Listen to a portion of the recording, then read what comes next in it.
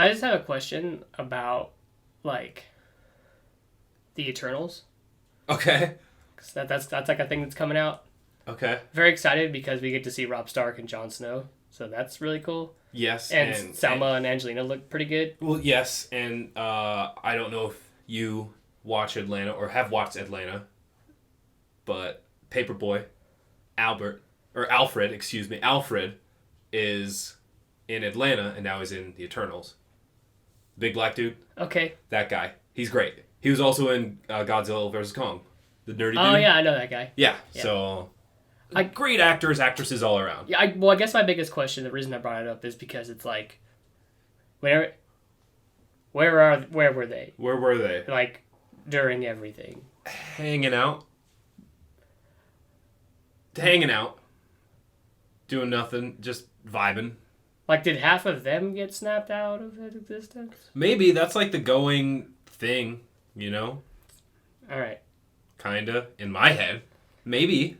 But maybe not. Maybe they're just like, we'll let Earth fend for itself. We'll let the galaxy, the universe fend for itself. I'm eternally ungrateful. Ooh, hate it. I know. Okay, that's it. I just have some questions that I guess unanswerable questions. Maybe they'll answer it in the movie. I'm gonna see it when it comes out. Well, yeah, of course, but you know, family stuff, crazy stuff. I'm just because they're like cousins or some shit. Cousin, sister, brothers. Yeah. Something weird. Yeah. Something weird. Free for all, yeah, really. Yeah. Uncle Daddy. Sister wife. Yes. Okay. All right. Well. Welcome to Almost Agreeable. Almost Agreeable. With your hosts, Chris Nellison and Ed Harris. Hang around and listen to opinions on sports, movies, music, and whatever else pops in our head.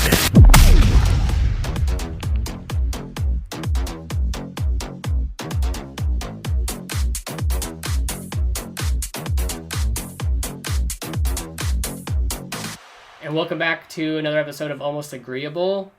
I'm Chris. With me, as always, is Ed. And today we're going to jump back into our MCU review. We're going to hit 2 movies today, and we won't be doing that with every episode, but with these 2 films, I think we can condense into one episode. And that, of course, is going to be Iron Man 3 and Thor: The Dark World. Probably the 2 lowest rated Marvel movies, I would say. I mean, I might be wrong, doubt it, but I'm pretty sure those are the 2 lowest rated Marvel movies. But they do have some big implications. But in a small sense, like there's just like some parts that are just like, oh, this is a really big deal. But that's really, I feel like they made a movie for these small parts, you know? And, well, I guess when it comes to like the Iron Man part of things, like this was just, you know, another solo movie with Tony Stark that I like what they did with his arc in this film as far as his development as a character into who we eventually see later on in the franchise. With Dark World, another Thor solo film that may not have been as important as far as his development, but definitely introduced an integral part of the MCU going forward. So like just a lot of weird things at the face value right away. Like I've watched both of them recently. And Dark World isn't as bad as I remember. And Iron Man 3 wasn't as bad as I remember. As a matter of fact, I want to hit you with a tidbit here. Okay? And I'm pulling this from like our weird stats from the sports episodes we do. This is not a stat, but this is a weird thing. Okay. Iron Man 3, written by Shane Black. Do you know who Shane Black is? No. Shane Black was a screenwriter, started off in the 80s. Wrote movies such as Lethal Weapon 2, The Last Boy Scout, Last Action Hero, and Iron Man 3. He also was in Predator with Arnold Schwarzenegger. He's the first GI to get murked. Okay. And he did rewrites during filming of that movie. So you bring in Shane Black, he writes Iron Man 3. Okay. So just a weird thing there. I dig that. I guess I did. It's a cool little factoid. I was actually listening to a podcast I found recently, and they said that Shane Black has more, I don't know, like mementos and like posters and stuff from Iron Man 3 than any of the other movies I just listed that he wrote. It's like maybe in his mind, his greatest achievement. And so I watched Iron Man 3 with this knowledge, and I was like, yeah, absolutely some like 80s action film vibe in this script. Yeah. Now knowing that, I can absolutely think of some parts that were just like cheesy 80s. Like the MCU it's Tony Stark, he's relatively cheesy. He's cheeky more so. Yeah. But Sassy. some of the cheesy stuff is just like, very good. Yeah. So just I want to throw that out there. Do you want to start with Iron Man 3 and then go into Dark World, since I just went on a Shane Black spiel? Yeah, let's do that. So what I love about this film is diving into the vulnerability of Tony Stark. We see a little bit of that in Iron Man 2 in the regards of like him slowly dying and being poisoned and overcoming that. In this one, we see the results of his saving essentially New York in the Avengers. We see him dealing with the post-traumatic stress of that. And like, I feel like some of these movies do a great job. I don't want to skip too far forward, but like Endgame does a great job of showing that kind of trauma.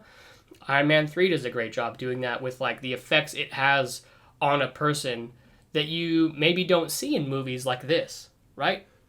Absolutely. So it's something that it's bringing up because it just happened. It's post Avengers. So he's like, hey, I almost died. So even if they didn't show it like that, Tony would make sure to bring it up. Tony Stark is the kind of guy to make sure, hey, remember when I did that, when I took up Nuke? I'm pretty sure he did that in Ultron. Exactly. Like, he did do that. He says that later, but Tony Stark is the kind of guy to be like, I almost sacrificed everything. I would have. I would have. Almost did. But didn't. Right. But that's just the bravado, right? Because there's just two dimensions to Tony Stark in this film, if even, maybe even more than that, a multi-layer, if you will. But the guy that we've been accustomed to seeing on the screen up to this point in all these movies is that guy. The guy who's like, yeah, I did that. Kind of genius, billionaire, philanthropist, whatever. And he never really loses that. He just gains another side, which is one of the best things. It's not like it's completely changing his character. We're seeing this, he changes so much so after that first Avengers throughout the rest of the MCU, but he still keeps who he is at his core. Yeah, that's the true, like, that's the Tony Stark that is, like, the constant. But in this film, we see that, like, no, he's fucked up. Yeah. He's fucked up from this incident. And another thing I like about this movie, if you want to touch on that even more, we can come back to it, but is that the second half of the movie, pretty much, he's not using the Iron Man suit. He's just Tony Stark doing stuff. Yeah. And I love that. Just being a dude. Yeah. Solving problems without, like, because he has, like, a half-assed Iron Man suit that's, like, dead, and he can kind of use it sometimes, and he's just still doing shit without it. And it just kind of to show you that, like, he is more than the suit, which is a question that is posed to him in the Avengers by Steve Rogers. And we see a little bit of that here. And I really I feel like this movie gets overlooked and underrated because of the big, like, because this movie just kept getting better. Of course. And, like, yeah, how we started out this episode, saying that Iron Man 3 and Thor the Dark World, probably the lowest rated. I never said they were bad movies. Do I think they're bad movies? Not necessarily. I don't think they're bad movies, but I think they're absolutely probably the lowest rated ones. Right. It's like, I'm going to make a wildly different comparison here. It's like choosing a bad Daniel Craig James Bond film. Like, you have to rate them somehow. One of them will be on the bottom, but does that mean it's bad? Yeah, I can make a better comparison.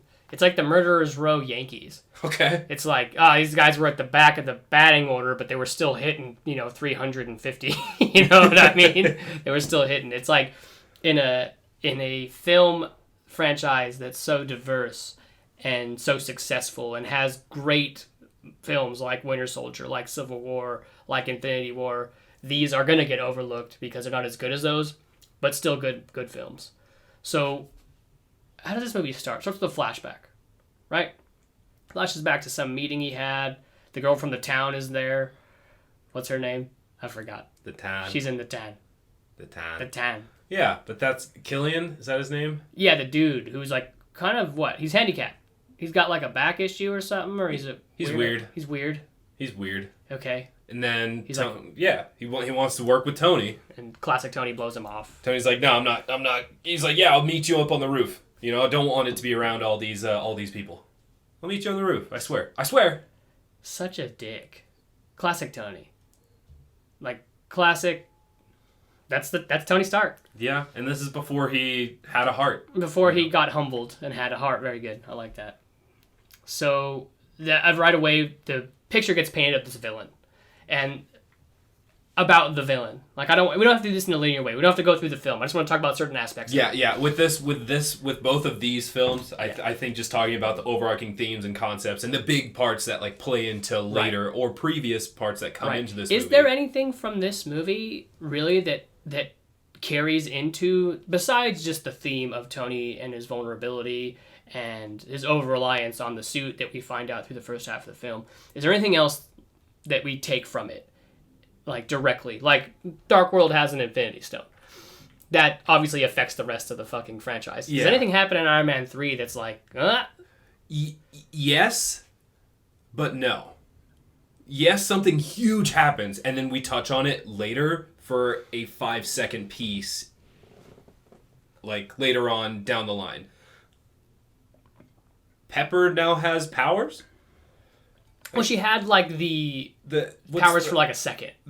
She had those powers, and then like she was just in the Iron Man suit for just a sec, Right. Just rolling with that. She was in the Iron Man suit, and she knew how to use it and stuff. You would think that like maybe that's something that's unseen, where it's like, you know, she's in a relationship with Tony Stark. She's probably taken a few spins, taking a few spins in the fucking Iron Man suit.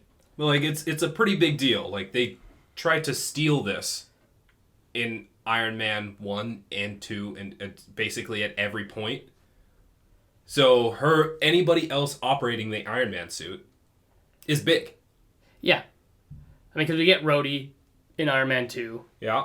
And in this movie we get Pepper. And I guess that is big, and it is like glossed over. Yeah. And we don't see her in the suit again until Later. Years later. Way later. Like several years later. So many years later. So, okay, yeah, that happens. And then, I guess, what do you think about Tony? Obviously, this is was rage-driven. When he straight up just calls out the Mandarin, you know, tells him where he lives.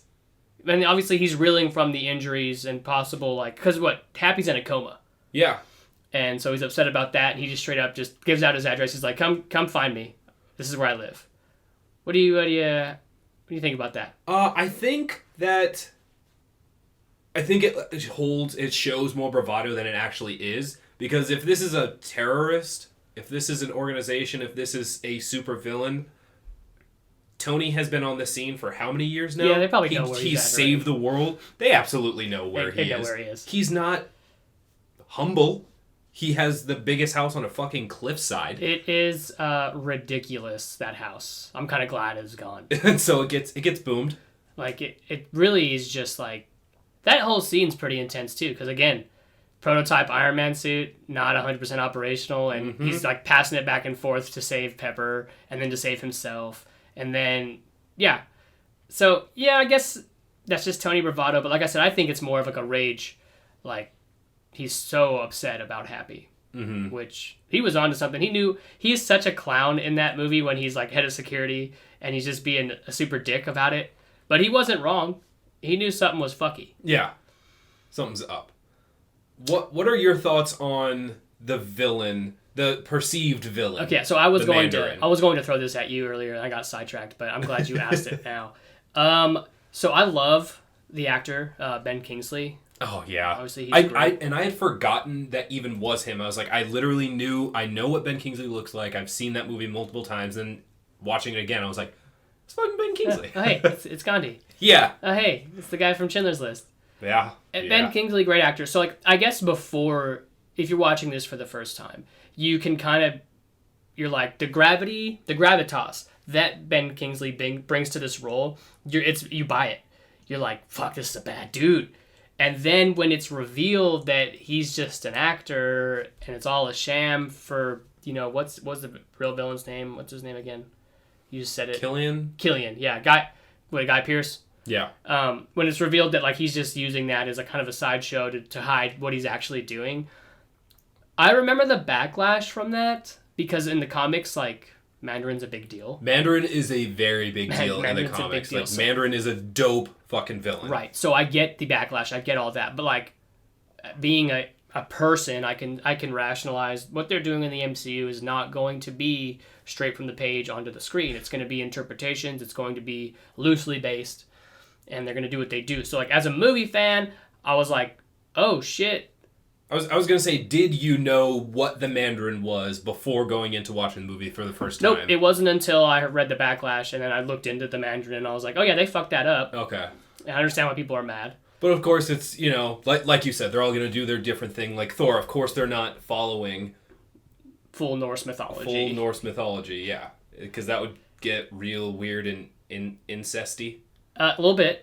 It would get real weird. Well, we start talking about the dynamics of like who and how these people are related to each other when it comes to like the Norse mythology. It's real fucky. Yeah, like Loki's related to Heimdall. Yeah, Heimdall's white. Yeah.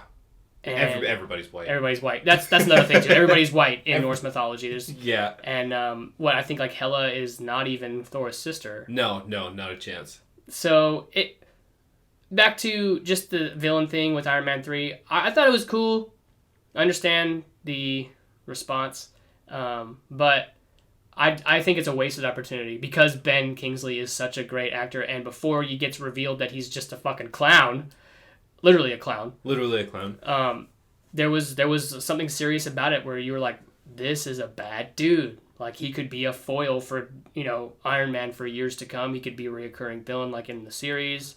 Do you think this is part of what comes into the fact that Shane Black, you said?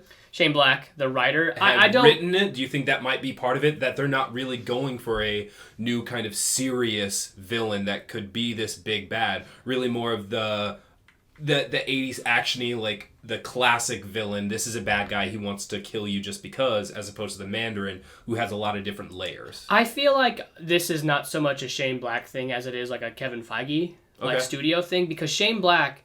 And it's widely reported, like if you go down the Wikipedia rabbit hole, as I did when I was researching Shane Black, is like most of the movies that he did write in that list were way darker in tone than the movie that was actually finished.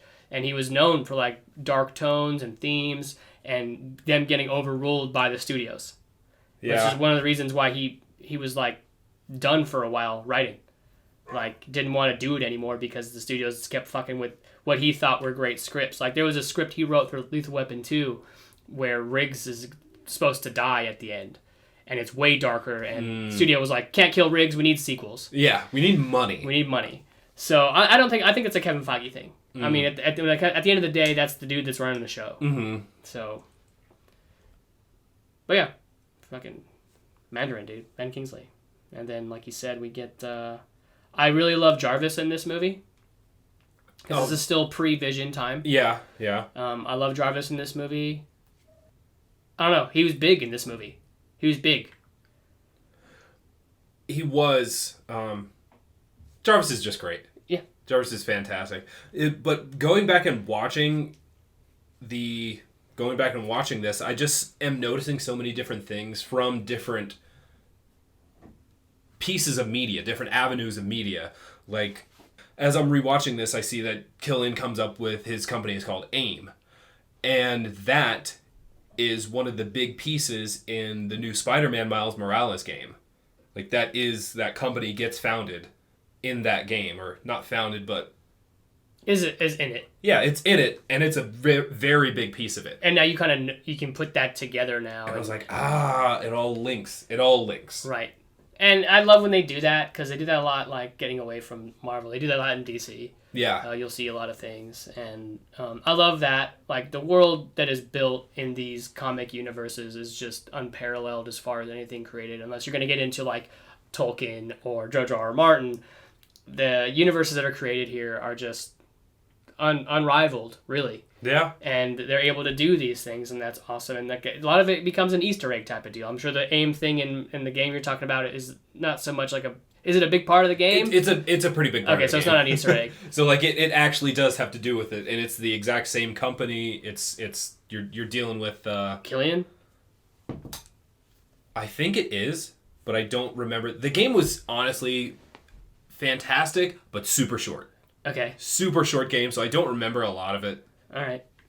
But damn, does it look good. Okay, yeah, no, that's all you can ask for. I mean, it's like Arkham Knight. Looks amazing, but the fucking Batmobile is just too much. That's 70% of the game. It's ridiculous. Yeah. I want to fight Deathstroke. I don't want to battle him in a tank. yeah. Very nice. Moving on. Let's get to any final thoughts on Iron Man 3. Don't talk about too much about how you feel about it. I might have hot routes on it later.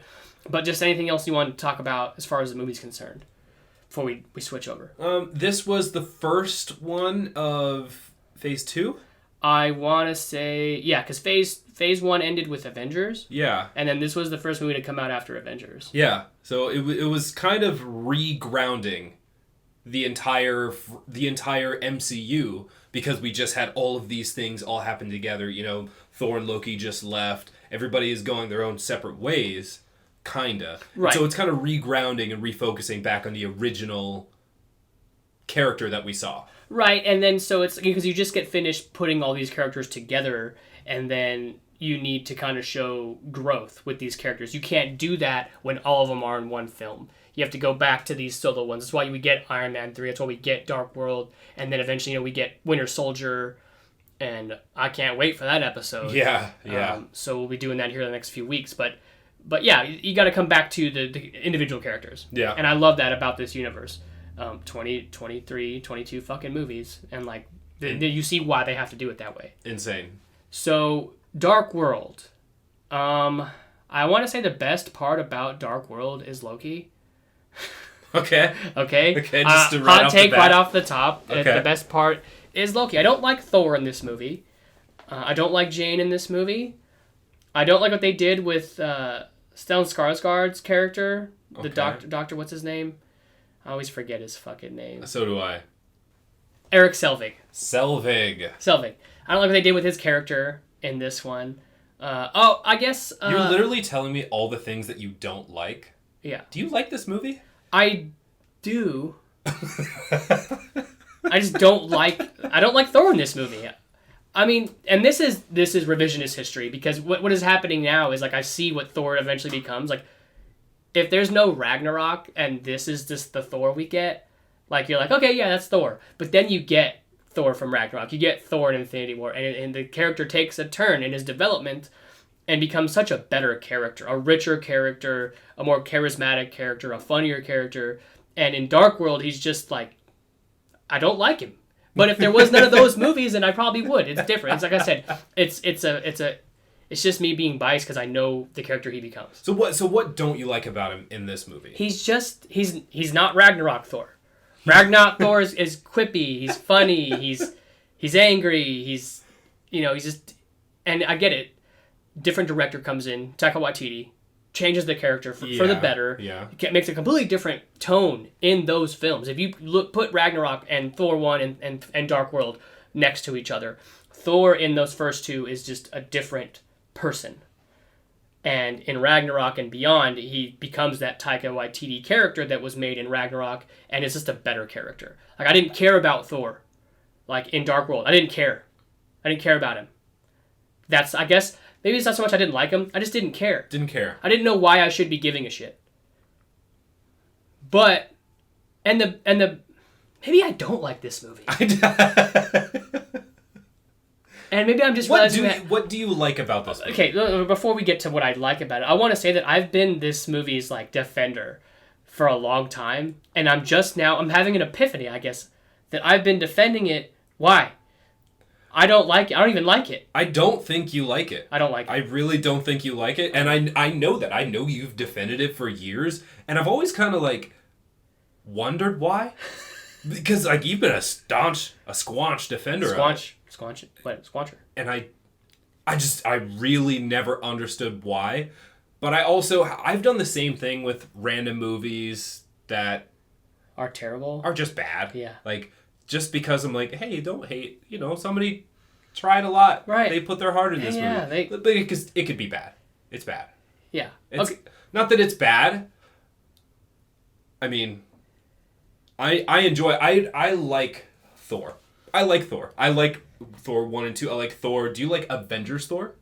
like the first Avengers movie. Yeah, I do like Thor and Avengers. I guess I didn't mention that. Like, in Thor, I love the story in Thor because we see the change in him, right? We see that he's a little asshole, and then he becomes, compassionate and empathetic, and that's great. In Dark World, he's just there.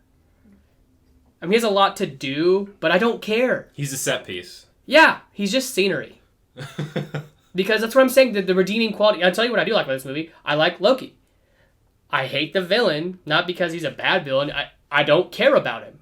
Like, I don't know what his motivations are. I don't care about his motivations.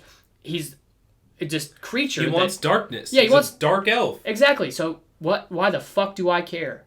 Like, the greatest thing Marvel has done in their run has made you understand villains. Whether you agree or not, you are like, there's layers and depth to the villains. This one is a straight up movie monster. That's it. It's a movie monster, but he does have his own ideals. He was like, hey, like, I remember back in my day, things were cool and things were dark. Like, real emo shit. Yeah. He's just emo daddy. I hate it. I hate it. What's his name? Malekith? Malakoff. I don't know. Whatever. Something like that. Something weird. Something real elfy. Who's the actor of that? Is that somebody? Who would know? Is that a dude? Who would know? I thought it was like a dude. Let's go back to things I like about this movie. Nothing. Loki. Okay. I like the concept of the convergence. That's really cool. That's pretty sweet. Like, the planets all aligning. That's awesome. I like Darcy. Darcy's amazing. I like Darcy. And Darcy's intern. Yeah, he's tight. Yeah. But idiot throws the keys through the portal. Yeah, he's not smart. No, he's a dummy. I think that's 3 things. There might be a 4th. I love Heimdall. Okay. This is the movie where he gets banished. Yeah. So, I think that's it. I think I like Loki. I love it when he's doing his little impressions, like when Thor springs him from the jail cell, and he's like changing into Captain America. He's changing into Lady Sif. He's classic. And like, I love that it's those actors playing Loki, playing themselves. I always love when that happens. That's exactly what I was going to bring up. I love when actors are channeling themselves to channel somebody else to channel themselves again. Yes. It's like the exact same concept from Harry Potter. When Hermione is Bellatrix. Yes. And yes. so Emma Watson is playing Hermione, playing Bellatrix. No. Excuse me. So it's Helena Bonham Carter. Helena Bonham Carter is playing Hermione Granger. Playing Bellatrix. And it's whole Inception shit. I love that. And she does a perfect And job. we don't get a whole lot of it in this film, but like just the small amount we get, I love that. The fact that like these guys are in these movies for 10 seconds. It's showing actual acting range as opposed to just like, hey, I can recite these lines, I can, sell a drama, like I can sell action. No, that's some actual acting chops. Yeah. And so, I guess, Loki. I like Loki. Loki doesn't die in this movie. Again, he doesn't die. He does not die, that's what he makes everybody think. That's what he makes everybody think. You can't kill off the character that's the only redeeming quality of your film. Yeah, and let me drop a weird knowledge thing for you. It's for Phase 2. It's all of Phase 2 in Marvel. Mm-hmm. Every movie, somebody gets a hand cut off. And that's paying homage. To Empire Strikes Back. Exactly. Because that's the sequel, so Phase 2, it's the same as, Empire Strikes Back is the second. So in Iron Man 3, they chop off Killian's arm. It grows back. Right, because his stuff. It grows back. In Thor the Dark World, Loki does his magic to make it look like he chops Thor's hand off. And we'll just keep revisiting this as we go through Phase 2? Yeah. Wow, I did not know that. It's nuts. Look at that. I'm pretty sure a lot of people that will listen to this didn't know that. It's a fun one going through it, just like, all right, waiting for it.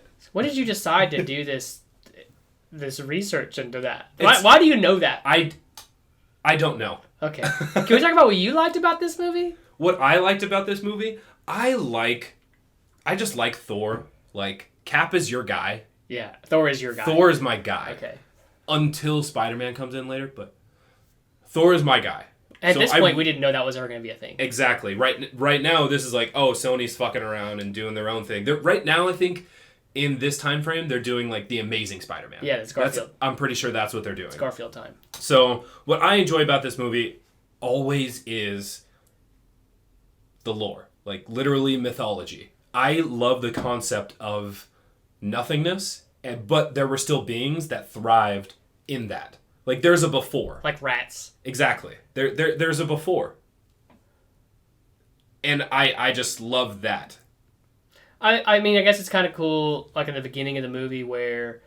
I mean, I'm a slut for, like, Anthony Hopkins narrating some ancient shit that happened, a million years ago. I'm a slut for that. I'm a slut for a good narration. Okay? And there's only a few people that can pull that off. Morgan Freeman is one. In Shawshank. Yeah. You got this. Anthony Hopkins narrates. He narrates in the first one. He narrates in this one. Love that. And I'm not a huge fan of narration a lot of time. Like, Varsity Blues has narration from James Van Der Beek. And I'm just like, stop it. And like we said, he's a bad actor, so... His Texan accent is really bad. But that's another story. We'll come back to that maybe in a couple years in season 4 of Almost Agreeable. But yes, absolutely. But that's what I enjoyed about that movie... Or that's one of the things I enjoy about it. And then, of course, the thing we haven't even touched on yet, the biggest part of this entire fucking film, why it even exists, really. Yeah. The Infinity Stone. I didn't even like that. Does it get called an Infinity Stone in this movie? At the very end. In the end credits? Yes. Okay. So, the whole time it's this evil fucking sludge running around. Well, we don't know what it is. This was the first time that we hear... The term Infinity Stone. Right, because the Tesseract, which we know objectively looking back, is an Infinity Stone, has not been called that yet. At that point, it's just a source of power. It's a historic source of power. Right, because Captain America First Avenger establishes that. And then the Scepter we don't know about yet. Yep. So the Mind Stone's in there. And then in this movie, this is the first time we hear Infinity Stone. So, that's the reason for this movie. And I guess I'll allow it. But if we're keeping track now...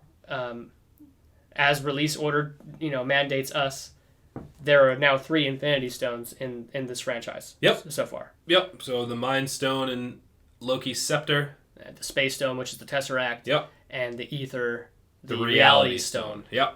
So we've got 3 so far, and after seeing that, it was like, oh, it's too dangerous to keep 2 Infinity Stones so close together.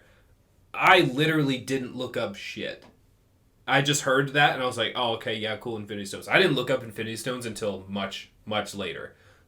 Honestly, until after Ultron. I was going to say the same thing. Ultron is what did it because Thor had his little vision or whatever. Yeah. And I was like, well, now I need to know what the fuck these are. Yeah. So. And I take full responsibility if you're a comic book fan, and obviously you know all of that coming in. You knew what this was leading to. Yeah. I did not until after the fact. After I looked into the research. So yeah, I'm one of those suckers that was like, what's an Infinity Stone?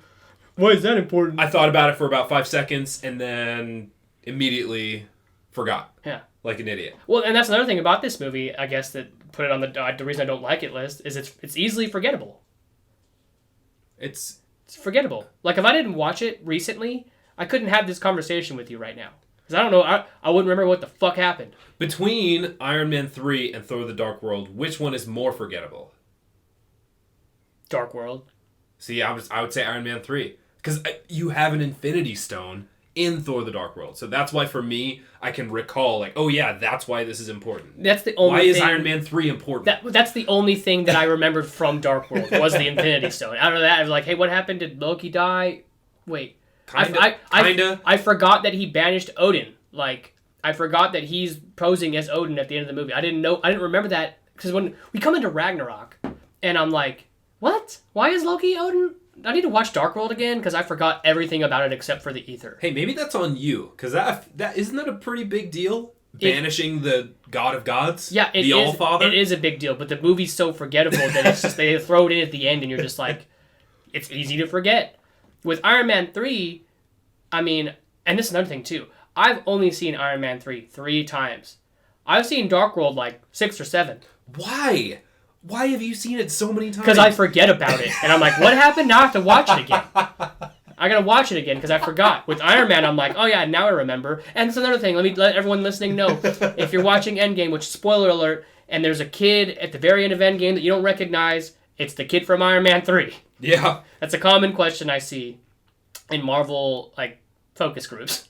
That it's okay. So really, what you're saying is Iron Man 3 can be forgettable because nothing happens. Right. And it's bad for Thor: The Dark World to be forgettable because something so much does happen. Because so many pivotal things happen. They do. Okay.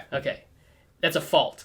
And I guess it's like I said, I don't care about Thor in this movie. Like the character. I'm not, I have no feeling. Yeah. I have feeling for Tony Stark.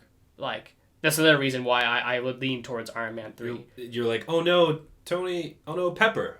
Oh no, not a huge Gwyneth fan outside of the MCU. I'm not a huge Gwyneth fan because she's fucking nuts. She's a weirdo. I mean, it's not as bad as, some of the things that haven't aged well. Like, she's not a racist, right? She's not, a crazy, Yeah, she's just fucking weird. She's just weird, right? Which it's not I guess if you could be something, be that. Yeah, it's not like Mel Gibson, who, it's hard to watch Lethal Weapons now because he's an anti-Semitic prick. Yeah. And you can't watch, The Naked Gun or, Mad Max. Yeah. Or, no, I'm talking about OJ. You can't watch OJ in anything anymore either. It's not that bad with Gwyneth. So, but still, didn't care about her in Iron Man 3. Cared about Tony. Did you ever care about Pepper?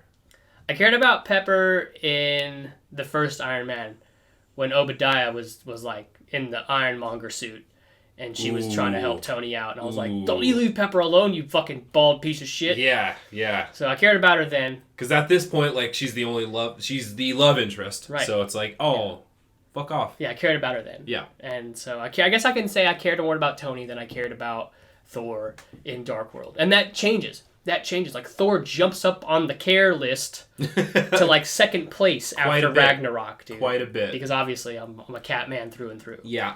So I don't have anything else. I'm really glad we did this because I found out that I didn't like Dark World. I didn't know that I didn't like it until this happened. I thought I loved it. I was wrong. See, and this is like we were talking about, right before we started. It's just sometimes you just gotta say it out loud. Like I was telling you, my wife sometimes will just be sitting on the couch and she'll start to tell me something and then respond to herself and then respond to herself as herself saying that. And then I'm like, did I need to be here for that conversation? Sometimes you just gotta lay it all out. Yeah. Physically lay it out with your words. Yeah. So that's what we've had a real breakthrough today. This is like a therapy session. Thank you. All right. Perfect. Repressed hatred for Dark World. I'll still watch it. Let it all out. Okay. That will take us to everybody's favorite segment, Hot Route. Hot Route, my favorite. Blue 17! Blue 17! What is Hot Route? Hot route! Red 7, red 7, red 7! Hot route! That's what we call a sack lunch. Nom, nom, nom, nom, nom, nom. All right. What do you got for me today? You're right. I am hot routing you today. I forgot. There are 3 playoff games tonight. There are. Hawks and Knicks. I'm going to watch that one. Anyways, as I was. Hot routes. Where are those pesky hot routes at? All right. So, we talked a lot about both films being, I would say, inferior to the rest of the franchise. So, what is your biggest nitpick of Thor, Dark World, and of Iron Man 3? What's your biggest nitpick? I think for both of them, it is the villains. The villains in both of them, extremely lackluster. Yes. They mean almost nothing. Release your anger. Yeah. They mean almost nothing. I mean, we have Aldrich Killian, who is a dude, and he's mad. We thought we had a badass. Before we even get to that, we see Mandarin, and we're like, oh shit, this is about to be some wild stuff, we have a terrorist, and whatever, and we know Aldrich Killian is doing, some weird shit. And then realize that the Mandarin, wow, not You're Mantis. getting confused here. There's a lot of characters. It's a big world. The Mandarin is just an actor, literally an actor, and Killian is just trying to off Iron Man because he's still mad. So he's a little unstable. He's a little unstable, as villains go, naturally. He holds a grudge. That's just what happens. I mean, I hold grudges like that. We had a conversation last week about how I still hate the Tampa Bay Buccaneers from 2003. And that's fair, but do you want to develop a weird thing to kill them? I can't answer that right now. You know what? Fair enough. We'll bleep out some whatever answer. Ask me when the podcast is over. Perfect. And Malekith, like, we don't even remember what his name actually is in Thor the Dark World. I don't know anything about him. Means nothing. He likes the dark. Yeah. I love... That is a great nitpick. That is... the villains are... Lackluster is a great word. Yeah. Okay, good. Awesome. Let's hit hot route number 2. All right. This is a POV Thor question. You are Thor. All right? You are... I wish. You are a god, right, of Asgard. Lived thousands of years. So, you taking Lady Sif or you taking Jane Foster? Does the Star Wars universe... Do the Star Wars movies exist? Actually, they do exist. Because he mentions Empire Strikes Back. Spider-Man does. Yes. So, I'm taking Jane Foster. No. Yeah. A case can be made for not that. A case can be made. Is that a winning case? It's going to be when I'm done. So no, it's Jane Foster. Number 1, because she is hot as balls. Okay. Number 2, she is smart as shit, which goes a long way. She's not just some dumb bimbo, like some gorgeous idiot. Yeah, but can Thor keep up with that intellectual Can he intellectually stimulate Jane? No, but I don't think he needs to. Opposites attract. How long is that going to last? Opposites attract, How long before she's like, you're an idiot? Isn't that the whole thing that you hear over and over again? Opposites attract, and if somebody is too similar to somebody else, they're just going to butt heads. I'm not saying that he needs to be a fucking genius. No, I'm just saying that opposites attract. So absolutely, if I'm Thor, I mean, how much thought do I really have to put into it anyway? She digs me, I dig her. Okay, so does he dig Lady Sif? You're giving... Okay, so this is that. So throw that out whether he digs one over the other. I'm telling you right now, who do you choose? And you've given me 2 reasons for Jane. Do you have any more? I only mentioned the Star Wars stuff, but that plays a big part in my head. Why? Because she's Padme? Yeah. Just cause. But does Thor know that? That's why I ask. I don't know if Thor probably hasn't watched Star Wars? Attack of the Clones? Probably hasn't watched movies. Yeah, he probably hasn't watched movies. So, my POV Thor, still gonna be Jane Foster because they just vibe. And you've known Lady Sif for probably hundreds of years, and so new is always better. You don't think that do you think he's banged Lady Sif in the past? No. You think they've hooked up? No, they've had looks, stealing glances. Well, she's stealing glances. How old's Thor when these movies come out? He's 5,000? No, he's 1,500 years old. 1,500, yeah. That sounds about right. So, you don't think in 1,500 years they didn't get drunk one night and just bang one out? Nah, I don't think so. Okay. I'm taking Lady Sif. But why? Okay, so you can just cancel out, I think, your first reason, fine as hell. That goes both ways. Okay. She is also fine as hell. Okay. She is a warrior. Should go into battle with Thor and hold her own. And her expiration date is not a human lifespan of maybe 80 years. Okay? You can fall in love with Jade and then she's going to die. She's going to get old before she dies. And you're going to be just good looking Point Break Thor. Looking the same. And then she's going to die. And then you're going to be like Arwen in Lord of the Rings and just be like, oh, fuck. I guess I'll die too because Aragorn died. With Sif, comparable lifespans. Comparable lifespans, absolutely. But that doesn't mean they're going to be as compatible or even that they're going to even like each other. How compatible can they be? They're not even together in Ragnarok. We don't see her again. We're going to see her again in Thor: Love and Thunder. Yeah. But, I don't know what's going on there. I don't know. Just since I feel like another part of it is Thor knows that, Thor already is, he talks about his different conquests sometimes, just he's just a ladies dude. He just is. He knows it. He's handsome. But if you then get with Lady Sif, like you said, she's around basically forever. And that's a long time. to be like, what if it does go wrong? What if it goes wrong with Jane? Like, you just don't go back to you Midgard. just don't go back. If it goes wrong with Lady Sif, then you're there for another 15. Bro, you're the king. You can banish her. Like, you're going to fucking Jotunheim. Petty 101. Yeah. Bang a girl and banish her. The dentist system. Bang him and banish. Okay, all right. Very good. Very good. And our last hot route. I guess you already answered one of these, so I'll try to find a different one here. Well, maybe you didn't answer it. We talked about it. We touched on it, but which was the better film? Overall, not to do with importance. Obviously, we talked about how there's an Infinity Stone here, and you know Gwyneth gets into a Iron Man suit in Iron Man 3. Mm-hmm. But like aside from the importance in the overarching story, what's the better film? So with these two, they're for me opposites. As a story goes, Iron Man 3 makes a lot of sense.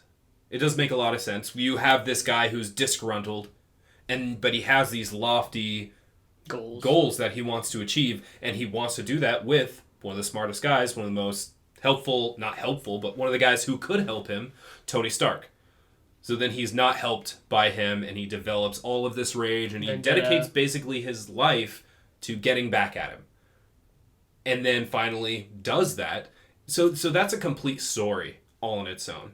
Thor, like you said, it just is a guy evil for the sake of being evil, basically. He digs the darkness. It's just a movie monster. So he's a movie monster. I still dig why he digs the darkness. Like Why does he dig the darkness? Because that's how... Can you tell me right now? Back in the old days, dude. You have, like, legit, you can tell me why he liked it. It wasn't just, like... It was explained in the movie? It was... It was before... Basically, they're you. They don't like change. I want things to stay the same. And just like, I'm cool with this. Wow. I'm cool with this. Wow. That new shit, I don't know. It might be cool, but I don't want to try it out. At least what I'm talking about isn't like the darkness. Like So, what I'm talking about is like I'm cool with flip phones. Like you know, like no one's gonna be like suffering because I can go get a flip phone, but the whole world ain't gonna have to have flip phones. But maybe if you were a supervillain, if you were immortal, you might feel the same way. About the darkness? Maybe about like electricity. I don't know. That's dark. That's how in a way it has to do with darkness. Exactly. So that is just why that movie's villain, both of them I feel are lackluster, but this movie's villain even more so doesn't really fit as much. It doesn't make you feel as much. But in the overarching story of the MCU, I think Thor: The Dark World is better. So it's kind of opposites. As a self-contained story, Iron Man 3 is better. Yes. But in the context of the MCU, Thor: The Dark World is better. We finally agree today. Today we finally in this episode we finally agree. That's good. I didn't think it was going to happen. We're at 50 minutes. It's good. And we finally agree. All right, that is all the time we have. I think next week we are going to come back with sports as the NBA playoffs continue. And then after that, I foresee us, I think the next movie on this slate is Winter Soldier. Yeah. So for those of you who haven't listened to the previous episodes of the MCU review we're doing, which you're mistaken if you haven't, you know that that's my favorite film in the franchise. So, looking forward to that conversation. Maybe we'll bring in a guest for that. I actually know the perfect person who just watched all of them to bring onto the show. So, we'll see about that. And then, yeah, tune in next week if you're the sports fan. If not, we'll see you in a couple weeks. And, yeah, as always, I'm Chris. I'm Ed. And this has been Almost Agreeable. Well, what do you know? Another episode down. You can catch all new episodes every week on Thursdays. If you enjoyed the podcast, please like, rate, and subscribe. And don't forget to follow us on Facebook, Instagram, and Twitter at Almost Agreeable.